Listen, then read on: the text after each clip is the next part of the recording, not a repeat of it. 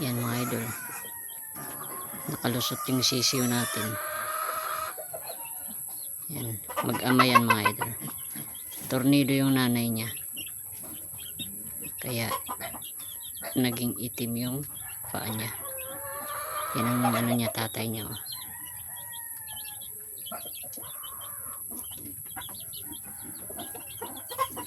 Nakaalpas, mailap kasi masyado. Nagpalinis ako ng kulungan nila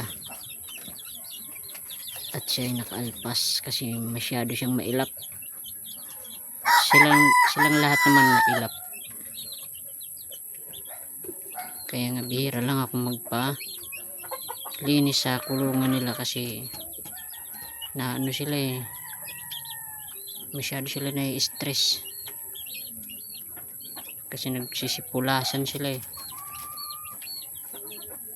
Ayan nyo, sobrang ano, ilap, nakaalpas siya, kalusot.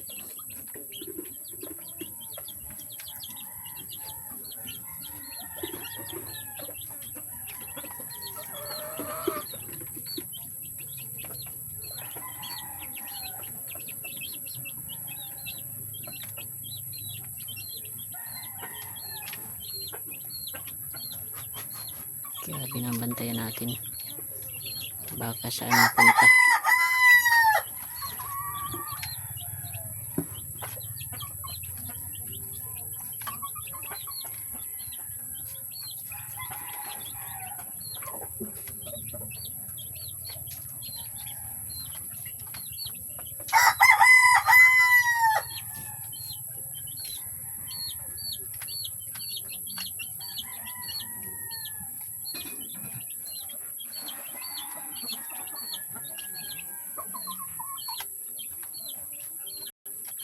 Sa 19, isang buwan na yan.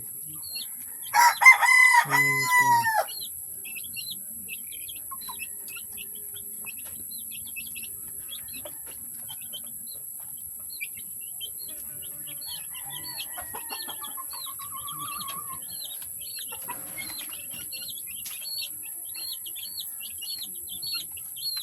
Bukas na pala.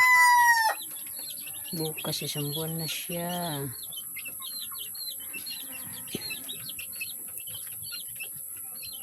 Medyo maliit siya eh, no? Para sa isang buwan. Pero mataba yan mga idol. Ayan, mataba yan. Kung gaano siya kalaki tingnan, ganun din yung katawan niya.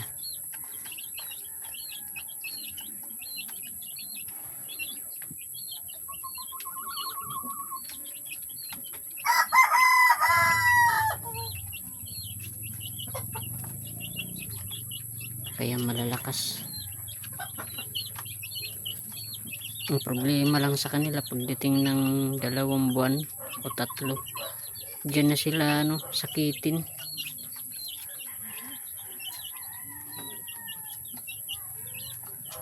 At doon na sila ano, madalas magkandamatay na pag mga 2 o running to 3 months. Pero pag ganyan pa lang sila kalalaki, kung lulusog nila.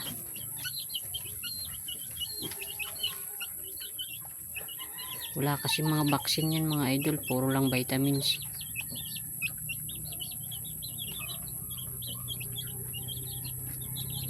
Hindi ako nakakapagpa-vaccine.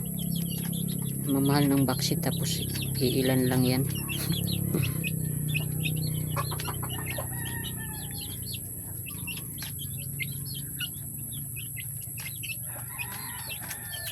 Tornado.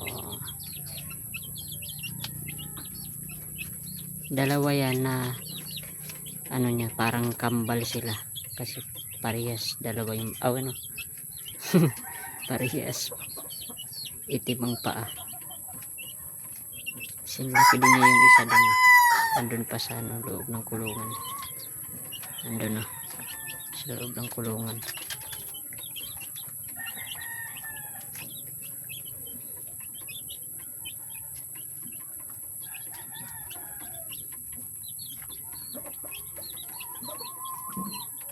Binabantayan ko baka saan mapunta eh.